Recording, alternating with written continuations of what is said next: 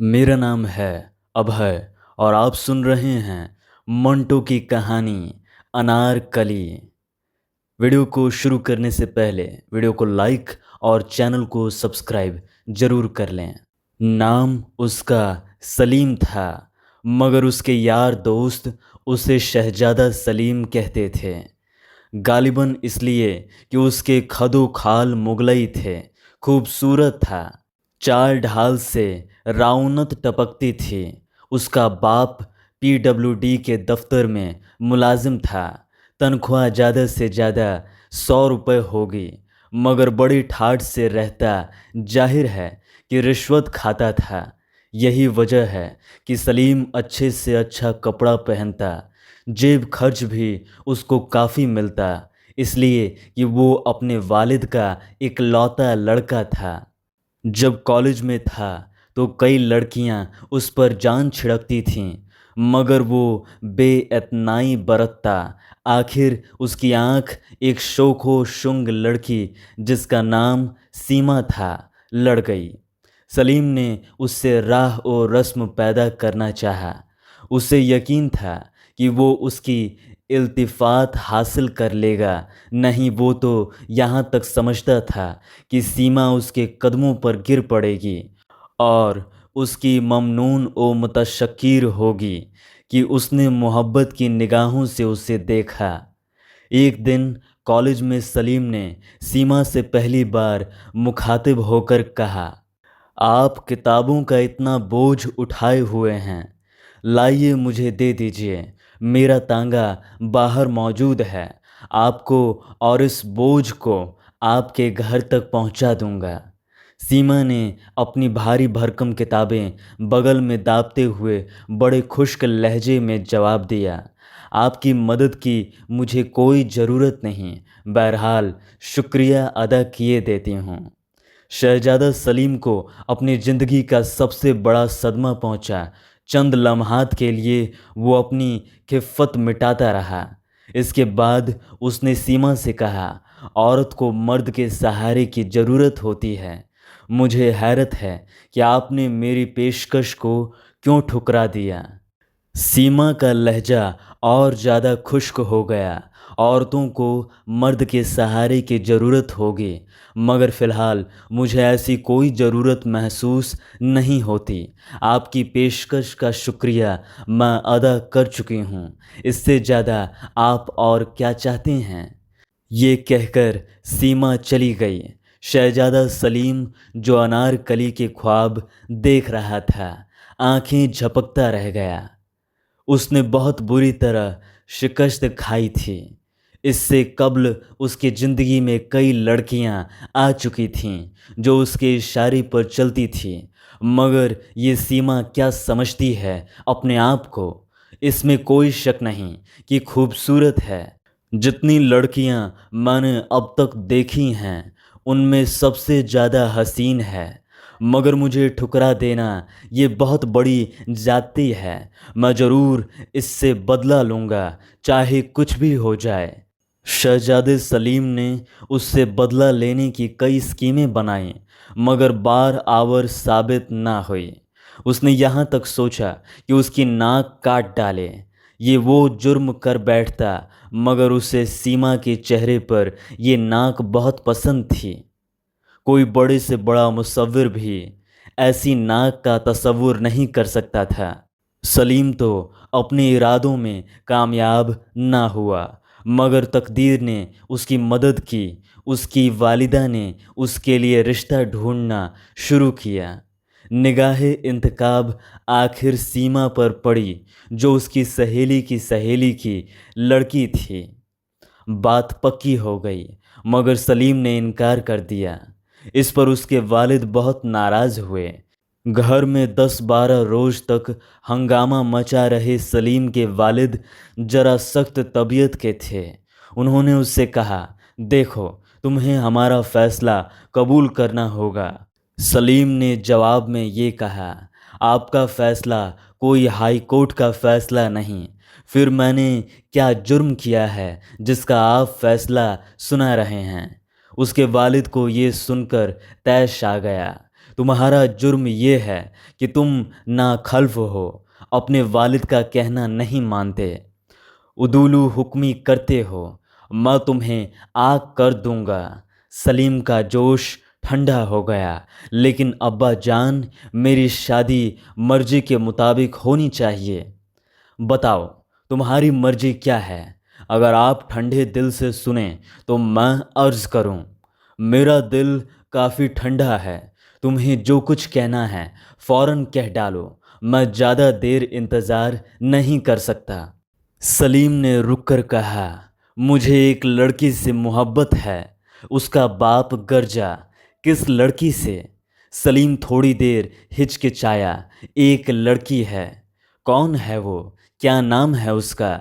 सीमा मेरे साथ कॉलेज में पढ़ती थी।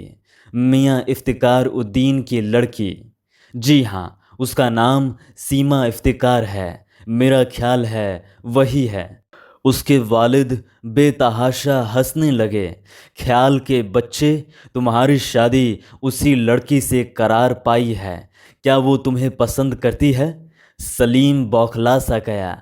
ये सिलसिला कैसे हो गया उसकी समझ में नहीं आता था। कहीं उसका बाप झूठ तो नहीं बोल रहा था। सलीम से जो सवाल किया गया था उसका जवाब उसके वालिद को नहीं मिला था। चुनांचे उन्होंने कड़क के पूछा, सलीम मुझे बताओ, क्या सीमा तुम्हें पसंद करती है? सलीम ने कहा, जी नहीं। तुमने ये कैसे जाना? उससे उससे एक बार मैंने मुख्तसर अल्फाज में मोहब्बत का इजहार किया था, लेकिन उसने मुझे तुम्हें दरखूर एतना ना समझा। जी हाँ, बड़ी बेरुखी बरती। सलीम के वालिद ने अपने गंजे सर को थोड़ी देर के लिए खुजलाया और कहा, तो फिर ये रिश्ता नहीं होना चाहिए। मैं तुम्हारी माँ से कहता हूँ कि वो लड़की वालों से कह दें कि लड़का रजामंद नहीं। सलीम एकदम जज्बाती हो गया। नहीं अब्बा जान, ऐसा ना कीजिएगा। शादी हो जाए तो सब ठीक हो जाएगा। मैं उससे मोहब्बत करता हूँ और किसी की मोहब्बत अकारत नहीं जाती।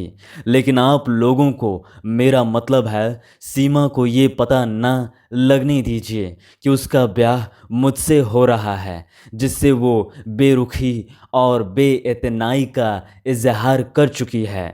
उसके बाप ने अपने गंजे सिर पर हाथ फेरा। मैं इसके मुतल्लिक सोचूंगा। ये कहकर वो चले गए। उन्हें एक ठेकेदार से रिश्वत वसूल करनी थी। अपने बेटे की शादी के इखराजात के सिलसिले में शहजादा सलीम जब रात को पलंग पर सोने के लिए लेटा तो उसे अनार की कलियां ही कलियां नजर आईं। सारी रात वो उनके ख्वाब देखता रहा। घोड़े पर सवार बाग में आया है, शाहाना लिबास पहने, अस्प ताजी से उतरकर बाग की एक रविश पर जा रहा है। क्या देखता है कि सीमा अनार के बूटे की सबसे ऊंची शाख से एक नौखेज कली तोड़ने की कोशिश कर रही है। उसकी भारी भरकम किताबें ज़मीन पर बिखरी पड़ी हैं, जुल्फ़ें उलझी हुई हैं और वो उचक उचक कर उस शाख तक अपना हाथ पहुंचाने की कोशिश कर रही है, मगर हर बार नाकाम रहती है। वो उसकी तरफ बढ़ा। अनार की झाड़ी के पीछे छुपकर उसने उस शाख को पकड़ा और झुका दिया। सीमा ने वो कली तोड़ ली जिसके लिए वो इतनी कोशिश कर रही थी, लेकिन फ़ौरन उसे इस बात का एहसास हुआ कि वो शाख नीचे कैसे झुक गई। वो अभी ये सोच ही रही थी कि शहजादा सलीम उसके पास पहुंच गया। सीमा घबरा गई, लेकिन संभलकर उसने अपनी किताबें उठाई और बगल में दाब लीं। अनारकली अपने जोड़े में उड़स ली और ये खुश्क अल्फाज कहकर वहाँ से चली गई, आपकी इमदाद की मुझे कोई ज़रूरत नहीं, बहरहाल शुक्रिया अदा किए देती हूँ। तमाम रात वो इसी किस्म के ख्वाब देखता रहा। सीमा उसकी भारी भरकम किताबें, अनार की कलियां और शादी की धूमधाम। शादी हो गई। शहजादा सलीम उस तकरीब पर अपनी अनारकली की एक झलक भी नहीं देख पाया था। वो उस लम्हे के लिए तड़प रहा था जब सीमा उसकी आगोश में होगी। वो उसे इतना प्यार लेगा कि वो तंग आकर रोना शुरू कर देगी। सलीम को रोने वाली लड़कियां बहुत पसंद थी। उसका ये फ़लसफ़ा था कि औरत जब रो रही हो तो बहुत हसीन हो जाती है। उसके आंसू शबनम के कतरों के मानिंद होते हैं जो मर्द के जज्बात के फूलों पर टपकते हैं, जिनसे उसे ऐसी राहत, ऐसी फरहत मिलती है जो और किसी वक्त नसीब नहीं हो सकती। रात के 10 बजे दुल्हन को हुजले उरूसी में दाखिल कर दिया गया। सलीम को भी इजाज़त मिल गई कि वो उस कमरे में जा सकता है। लड़कियों की छेड़छाड़ और रस्मो रसूम सब खत्म हो गई थी। वो कमरे के अंदर दाखिल हुआ। फूलों से सजी हुई मसहरी पर दुल्हन घूंघट काढ़े रेशम की गठड़ी सी बनी बैठी थी। शहजादे सलीम ने खास एहतिमाम कर लिया था कि फूल अनार की कलियां हो, और वो धड़कते हुए दिल के साथ मसहरी की तरफ बढ़ा और दुल्हन के पास बैठ गया। काफ़ी देर तक वो अपनी बीवी से कोई बात ना कर सका। उसको ऐसा महसूस होता था कि उसकी बगल में किताबें होंगी जिनको वो उठाने नहीं देगी। आखिर उसने बड़ी जुर्रत से काम लिया और उसे कहा, सीमा। ये नाम लेते ही उसकी ज़बान खुश्क हो गई, लेकिन उसने फिर जुर्रत फराहम की और अपनी दुल्हन के चेहरे से घूंघट उठाया और भौंचक्का रह गया। ये सीमा नहीं थी, कोई और ही लड़की थी। अनार की सारी कलियां उसको ऐसा महसूस हुआ कि मुरझा गई हैं।